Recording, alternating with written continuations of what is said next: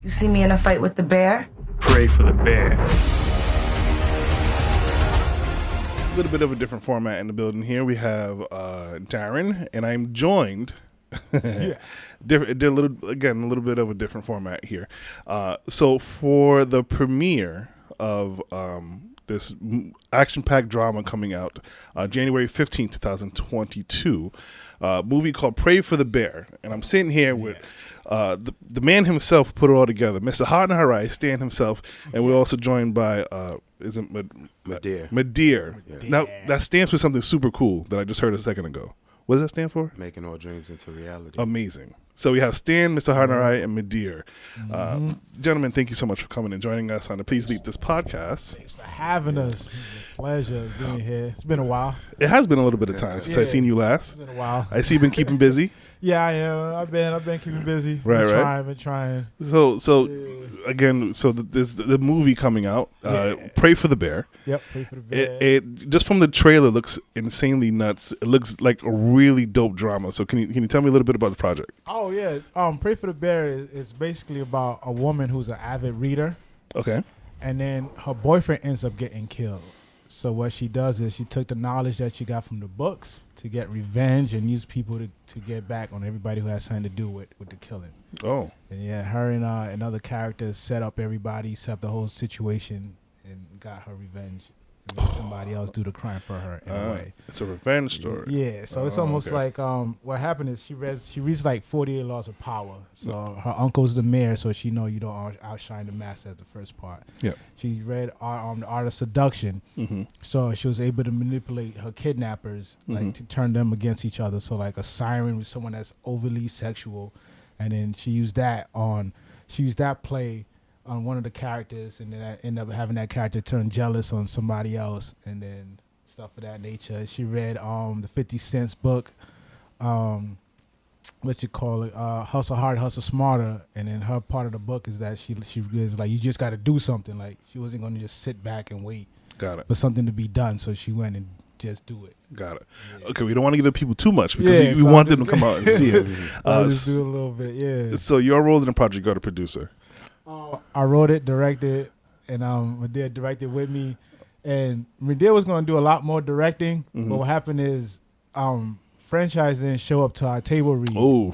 So Madir read his part so well. So he had to jump in. Yeah, so we had to twist his arm. Like, come on, man, we got to be back in front of the screen. Got it. So we have the actor / producer in the building. Yeah. Got it. That's dope. Yeah.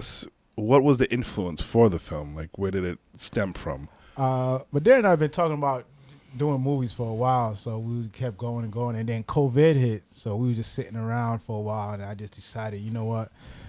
I read the 50 Cent book. It's time for me to do something. Right. So I wrote the script, and I wrote it to be a short film.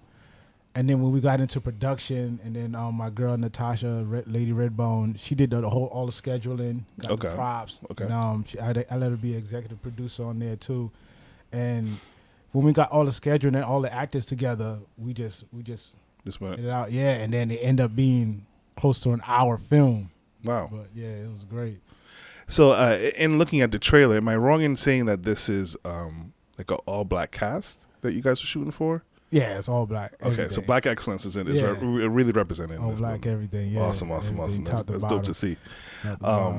So I guess one of my questions in looking through the trailer, and I can see, like the different aspects of you have the woman who seems to be like in this grungy environment. She's kind of being dragged, and you kind of have thugs and like mobsters, if you will. How would you say that like our black culture was portrayed throughout this film? Like, was that something difficult for you to always keep in mind, to always make sure that came through? Oh yeah, I always keep in mind, and I could blame Madir because he was one of the guys dragging in the hallway, so he was actually action supervisor in that whole part. Yeah, it was important that we kept it, that we don't exaggerate the scenes, because part of it too is that part of the story in there is women being kidnapped and put into trades and stuff like that. Okay. So we gotta. So in this perspective, we had to. She ended up getting kidnapped, and working her way out of that situation. Trying to bring light to that too. Women being sex trafficking. Your take on it? Yeah, basically, That's what it was. Yeah. You know what I mean? We just try to.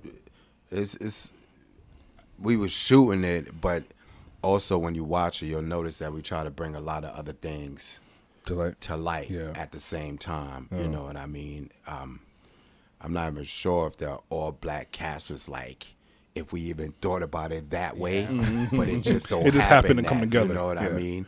And for me, that was a good thing. You know, so we went ahead and did it, and wasn't no ego tripping. Oh, good. Wasn't any of that. You know what I mean? Yeah. But that's not the first. We got a chemistry of having people not ego trip. You know what I mean? Because this is not our first rodeo at all. You know what I mean? We did double standards before that. Yeah. And I've done a bunch of stuff early on. You know, Ghetto Celebs, the Saga Continued DVD magazine. We've done a bunch of stuff, but this one is. So this project, like, is it like, how does this separate from your last projects? Like, how, I guess, what did you do differently? What did you want to capture differently in this one? Well, before, when I was doing stuff, I was never in front of the camera. I was always behind the camera. You know what I mean? So this is definitely new for you now. I was definitely, but you know, it's new for me, but at the same time, it's almost natural. You know what I mean? Like, because you know what you want to see. Because I know what I want to see exactly. You know, and it was pretty cool. I think the difference for me is I started in 2002. Like when I was doing my DVD magazines and stuff like that. DVD magazines are not scripted. Yeah. You know what I mean? You just meet the rapper or whoever, you get them to do a couple of drops, so you get some songs put on there and stuff like that. But one of the main and most important things that I liked was the progress. Okay. You know what I mean? When I started out, we were shooting Sony 120 megapixel something. It was super grainy. Yeah, right. The technology has come a long way. A long way. I think we were shooting in not even 120. It probably was like 70 something. 720. Got it. Yeah, 720 or something like that. You know what I mean? And now we have like 4K HD. Now we got and all that 4K. Stuff.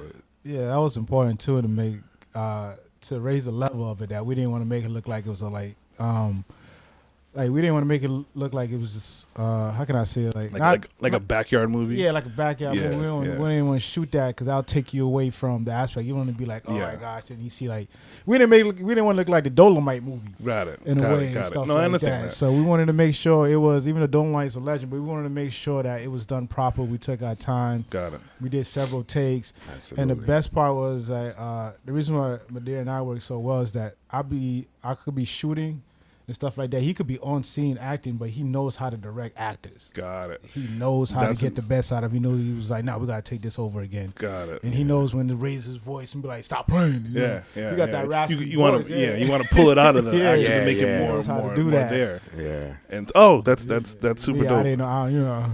I could just make it know what he's standing, make it try to make it look good, but he knows how to pull the acting part out of you. Yeah. And that's what's important.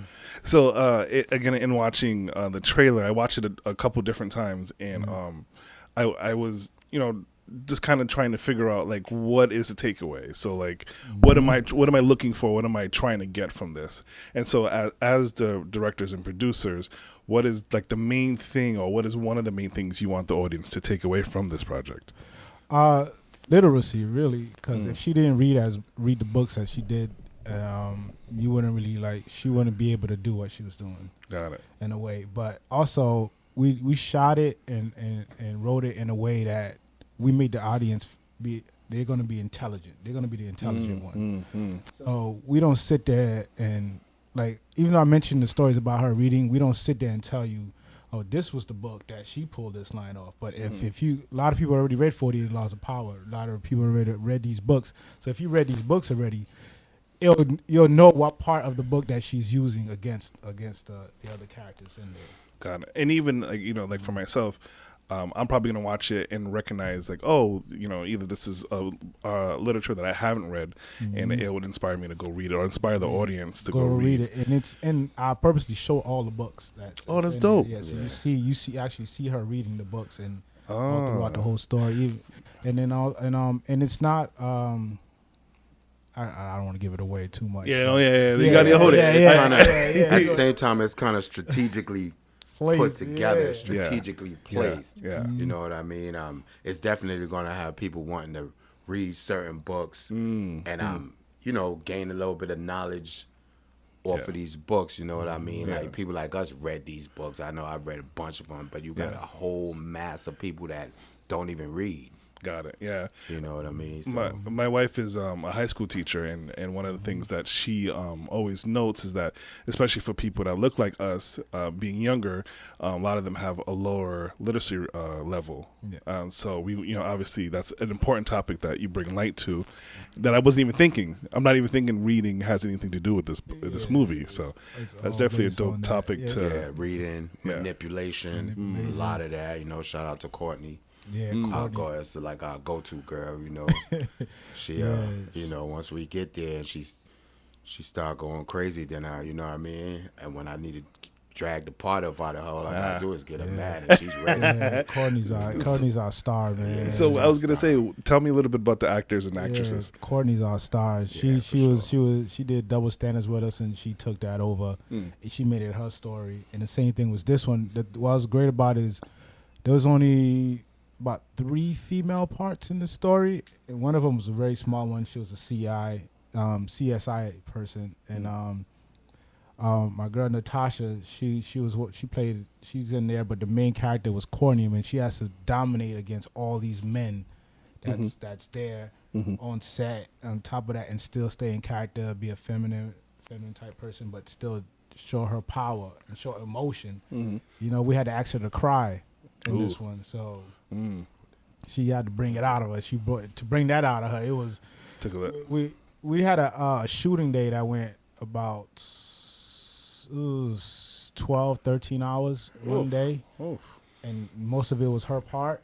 And then about 5, it was like 4:30, almost 5 in the morning, we were still shooting. And this is when she has to do her crying scene, and then she stood there and worked her way into emotion after she was fighting with everybody during the day. And then I was like, okay, now we need you to be soft. So she's our star. But there he dominated the role so well, it was hard not to, like I said, after reading when he did his part, it was amazing. We have Tyson. He's a natural actor. He done a lot of acting roles before, and Courtney and him also worked in our double standards. Okay. And then he did a great job of that. And then we also had Chip. He played the mayor. And we wanted to go unconventional with the mayor because, the mayor is usually clean cut and stuff like that. But in our world, America have dreads. Hey. You know what I'm saying? So we went with that one. And then our other hero of the story is Dale Covert. He's a comedian. Oh, yeah. A lot of time, like how we seen that new Kevin Hart movie, comedians could take serious role and flip it. And then we went to Dale, and he unconventional looking police officer. He had his dreads, had his look and stuff like that. He spoke well. He knew the parts. He was there early. He asked a lot of questions. That's another thing too. I'm glad I have Madir on my side, because when he started asking questions about his character and going deep, I had to be like, "Yeah, what do you say? What do you say? How should he play this role? What is his motivation to do all that?" And then you're listening to tell us. Tell us. Yeah, because Madir know how to pull that out of actors. So Dell did a great job as a detective in there, man. He dominated it. Oh, good. Well, yeah. So while we're talking about actors and actresses, so clearly this is like a star-studded cast. For people who are local to Rhode Island, they didn't recognize a lot of faces in this project. How did you guys choose? I don't want to say choose, but how did you guys land on the people you chose for certain parts? Was it like an audition, or were you just like, I have this part in mind, I need Chip, or I have this, I need franchise? Yeah. The way we did it was I thought while I was writing it, I had a lot of people in mind. And Philly, the character of Philly was played by O.G. Banks. I really originally wrote it for this other guy named Philly, but unfortunately he lost his life on the east side. He went to an after party, and he lost his life at the after party and shot up his car. And I was writing the script for him. Damn. And then and luckily, like a couple years ago, I did a music video for O.G. Banks. He was the same size and built. Had the dreads and stuff like that, intimidating looking, so I was able to somebody I was able to bump into him on the franchise report again, and then I was like, I got a part for you. Yeah. And then he came in and dominated that part. But this part was written for franchise, but since franchise didn't show up, we had to. I was like, oh, it made me nervous. But ever since then, franchise has been cursing me out for letting Madir take his part. But I was like, but the way Madir played his part, you'll see it in the movie. There's certain scenes that only somebody with his bravado could handle it. Like it was like, okay. Because he had a fighting scene in there, so the way it was all set up, it had to be him to deliver that, and the way he delivered the lines, it was like, okay, nobody's taking this part from you, even though I had to twist his arm. I mean, and let's be honest, franchise might get really hurt in the fight. Yeah, but franchise he might fling him around a little bit too much. But franchise is he liked to be the alpha, so I gave him the chief of police. Yeah. So I gave him that part, and then he dominated that part. He looked like he did well in that part. He did well in that part. Yeah, it was shorter, but he did well, especially when we were shooting a scene, an outdoor scene, and he was the one that was leading the whole investigation. When he delivered his line, he was like, he took the script, read it, and he was like, I'm going to do it franchise way. Got it. And then everybody's still talking about that scene that he did. I can't wait to see it. Yeah, it was interesting. He definitely did that. Yeah. So, okay, odd question here. Yeah. So, who would you say was the diva on the set to work with? The diva. Yeah, it was the diva. Like who was your? I know you said everybody's kind of got along. There was no ego tripping. We did. We did. But there was somebody who was like, we gotta go with Courtney again. Yeah. Courtney's our diva. You know what I mean? But we definitely know how to soften her up. You gotta massage your ego a little bit. Yeah, you gotta give her what you want. And you gotta be on time. You gotta give her what she wants. You gotta deliver right.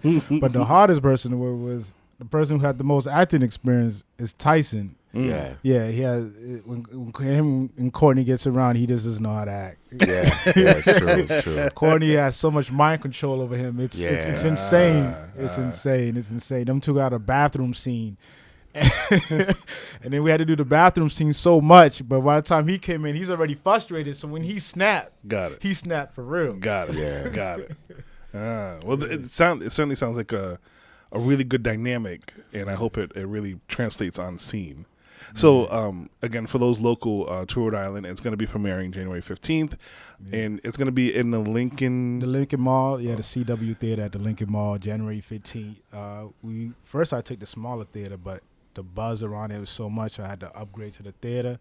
So we're going to get a bigger theater to have more seats to accommodate more people, and then after that, we're going to be doing an after party at Century Social Lounge.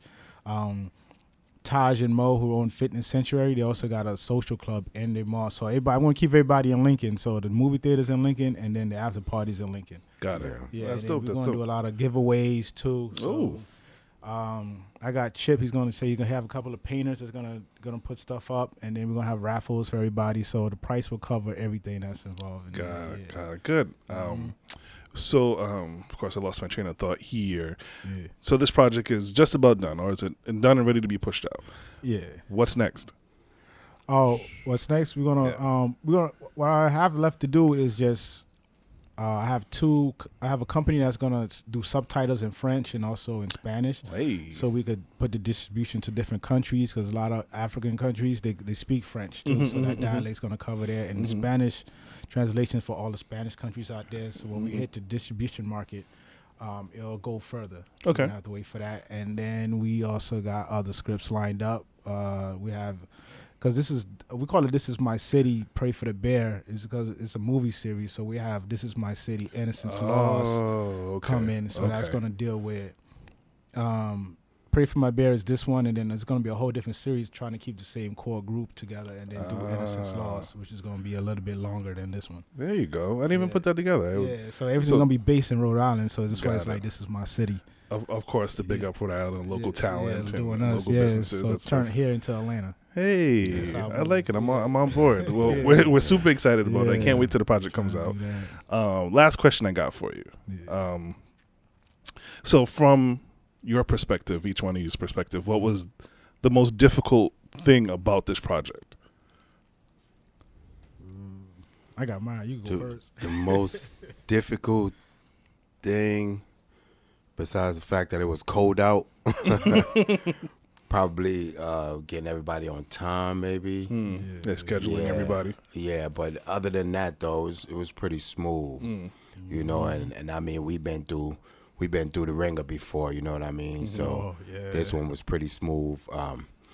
Once we got Courtney, which we said that's our star, we was hitting on Snapchat, Instagram, calling her, stalking her. Boy. Yeah, she like, I know y'all want something. What you want now? Like, baby, we need you. You know, she read the script. She was like, "Oh, I love the 11 shoes part." I was like, "Yeah, I know you would." She was in. She was in for that. You know, made her more dominant this one than the last one. The difficult part for us was we shot it during COVID. That too. The peak of COVID. So we had to rotate actors, and then since it was COVID, so we had to shoot the scenes different. Okay. So we couldn't really like keep everybody that close. So we'll even have like I could give one scene like we had Courtney in bed, and then the person her love interest had to be standing up somewhere else. We didn't put them together both in bed. And then the kidnapping scene and the SWAT scenes worked perfectly because everybody was masked up. Yeah. So all the masked up was all because it was COVID, but it worked with the time. It worked well. So we implemented all that together to fit. Can only imagine how difficult it is to do a project of this magnitude in this COVID time. Yeah, it was tough, but tests, masks, sanitizer, Natasha everything. did all that. She took everybody's temperature. She made everybody sign everything. We had one actor was supposed to be in it, and then he caught COVID, so we had to let him go on the scene, and then we picked somebody else up, and then the person we picked up, he just killed it. See, so, things happen for a reason. It just worked out. It killed it. I was surprised. It was pretty cool. It was really good. Good. I'm super excited to hear that. So I speak for Bim and Jen when we say we're super excited for this. You know, we're a long-time friend of the podcast. Thank you so much for coming back on here. I don't know. Actually, before I let you guys go, where can we find more information on the project and on yourselves?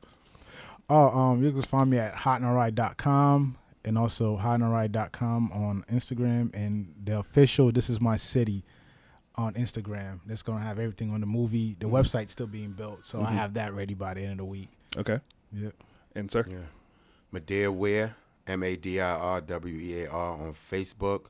Madir Life on Instagram. Wear Madir on Instagram. Madir Wear on Snapchat and TikTok. But got it. Yeah. He's on TikTok too. His clothes is all over the... Oh, you do clothing too? Yeah, it's clothing all over. I didn't recognize that. I see it. Okay. Right. I need a beanie. Yeah, for sure. Good stuff. Again, January 15th, Pray for the Bear premieres at Lincoln Mall. You cop a ticket for $20. It'll be 20. It's 20 for the ticket. Yeah. And if you have the ticket, when you go to the after party, it's just 10. But if you don't have a ticket, maybe 20 to get into the after party. Got it. And the after party is going to have like a raffle. It's going to have raffles. We're going to give away paintings. I'm going to twist everybody's arm to sign a big poster for everybody to raffle that off. We're going to have sunglasses.